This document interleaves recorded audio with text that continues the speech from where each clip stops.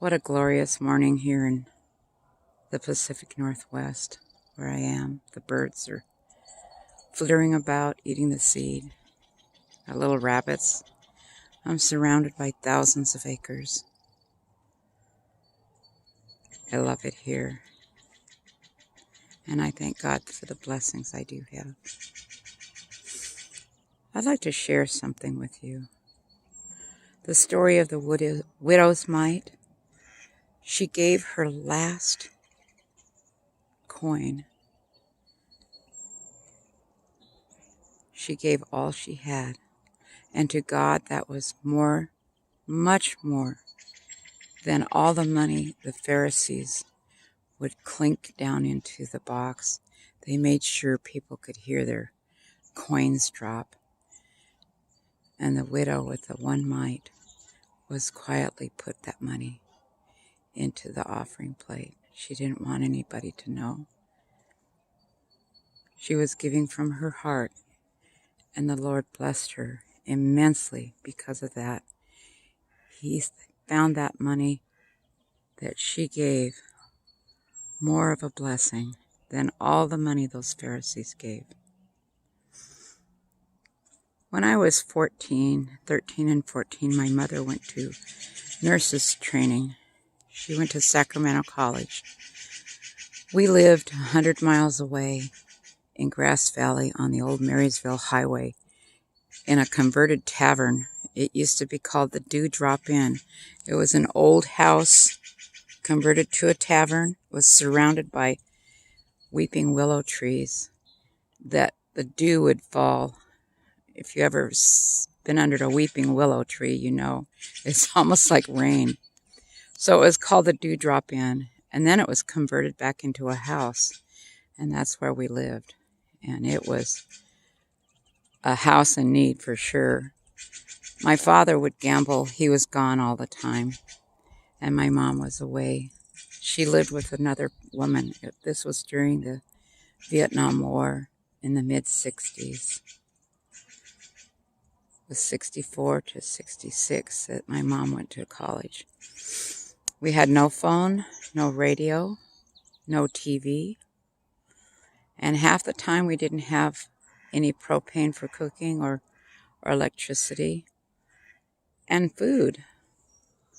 My sisters were living with another family. My sisters are 7 and 9 years younger than I am. I do have a little brother that's 21 years younger than I am.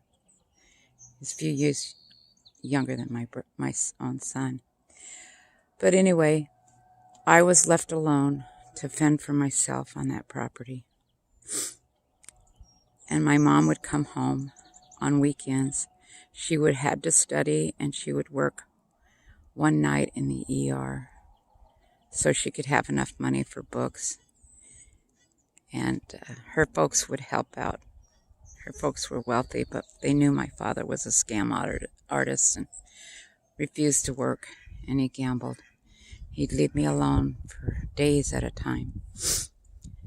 And my mom had returned home that weekend, and we were at church, and it was Ted Venden, the pastor. His son, Morris Venden, is a well-known pastor. He's known throughout the world in the Adventist church. And his son, Lee Venden, awesome minister. But I was baptized by Ted Venden, so I'm proud of that. But Pastor Venden was giving a talk about giving and how God has instructed us to return tithe and offering. Not pay tithe and offering. Return to Him, because this money belongs to Him, not to us. And we're instructed to return tithes and offerings and to be giving to others. You know, a lot of people are out of work, financially ruined. You may have a family, or you yourself don't even have enough money to buy milk or bread or things to feed your family. Your electricity is about to be shut off. And I pray that others, no matter how poor they are or how bleak their situation seems, Share what you have now. Tomorrow's not assured. We don't know what's going to happen tomorrow. And I urge you to help others. Reach out to another person. Give to them. Buy them some bread and some milk to feed their children.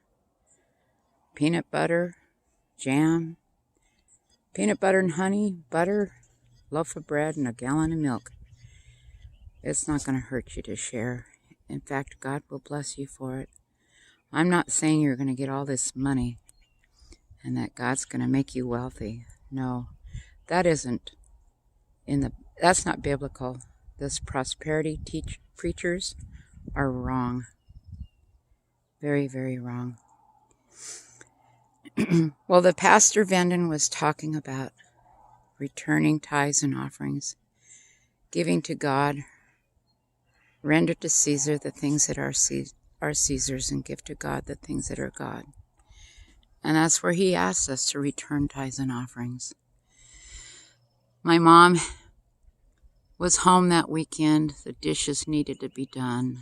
She needed to wash her underwear and her nylons and a few things. But there was no money for soap. We didn't have any soap. How can you wash dishes without any soap? So my mom knew her last dollar would purchase the much needed laundry soap and dish soap. This was in 1964.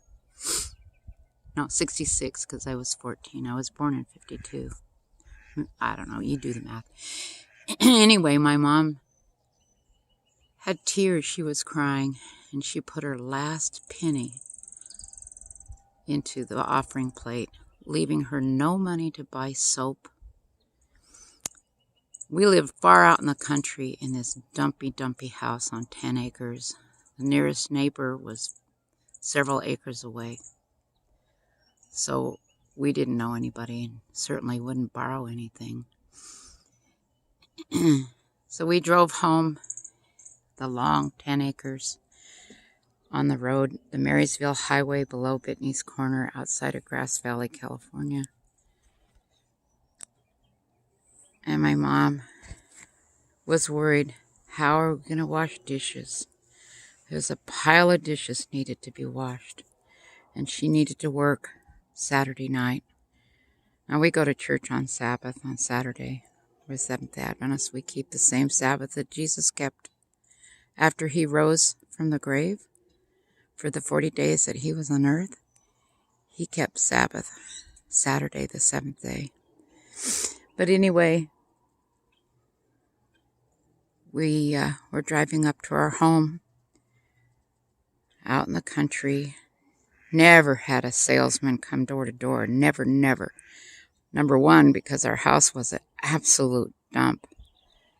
Number two, we were far out in the country, and what salesman in their right mind would go door to door when the houses are, a block apart? There's something hanging on our door. I think a white bag, if I'm recalling right. It was a white bag. And as my mom's parking the car, I jumped out of the car and ran to the door. What do you think was in that bag? If you guessed soap, you're right. It was laundry soap and dish soap samples. Unbelievable. That's the honest to God's truth. I can remember like it was yesterday. It was in July,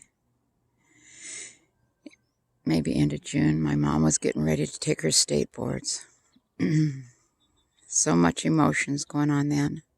I like to believe that when my mom was dropping her last penny into the offering plate, moved by the Spirit, being instructed to return tithes and offerings, no matter how bleak things look, I like to believe that my mom was dropping those coins into the offering plate. At the same moment, somebody was hanging that soap sample onto our doorknob. In that same thinking, same line of way of thinking. There's people all around that need help. And I urge you to help another. Give what you can, even though you don't have much. Share what you have. You can buy a gallon of milk, a loaf of bread, some peanut butter to share with a family in need.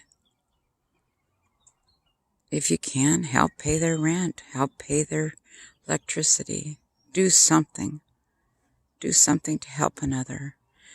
And I promise you, God will bless you. Not with wealth, and no, with blessings. And who knows? Maybe you won't get that flat tire that was gonna happen. But God blessed you He saw that you gave, and He prevented something bad from happening. I'm not saying that this is insurance to gain a blessing or prevent bad things. I'm just saying you will receive a blessing in some way by giving and helping to others. And may God bless you on this Easter Sunday. Beautiful day. God bless you.